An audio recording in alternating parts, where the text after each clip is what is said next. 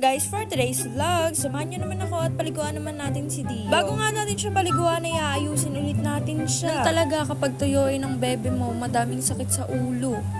Huy! By the way, pinalitan nga pala namin to ng panggilid, kaso grabe naging worst yung nangyari. Meron nga nagbebenta ng parts ni Dio, which is yung panggilid niya, and napabili kami sa halagang 2.5. Kaso naging worst kasi pang Dio to daw, pero hindi naman fit dito sa Dio to namin. Grabe, na-shock lang din ako kasi ang ganda ng marketing niya and ang daming bumibili sa kanya. PS, hindi ko kilala yung seller nito and hindi ko sinisiraan yung product. This is just my own experience about their products. Kasi ang ganda talaga ng marketing nila, be, wala kang masasabi. Pero pag dumating na sa yung item na tig 2.5, doon ka pala mapapasabi na worst pala ito. Honestly, hindi namin siya nagamit at yung panggilid ni Dio, binalik lang namin sa stock. Disappointed kami dahil hindi namin alam na ganun yung mangyayari. Pero kahit ganon, sige pa din ang kain ni Miss Baluga. Diyos ko, akala ko ba diet ka na, huy?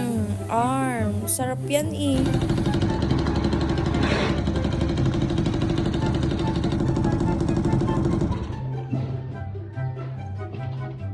Hala, sige. Ganyan siya eh.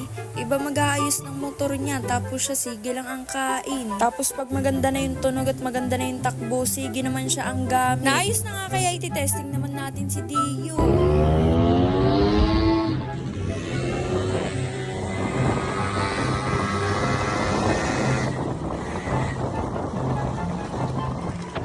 $5.9 na nga yung bolang gamit ko, kaya may arangkada na. Lumakas na nga rin siya dahil nga pinalitan ko ng bola. At ang mapapayo ko nga sa mga bumibili ng parts online, especially ng mga Dio, ay wag basta-basta maniwala at bumili. Pwede nyo naman to ipa-legit check para hindi kayo nasasayangan ng pera.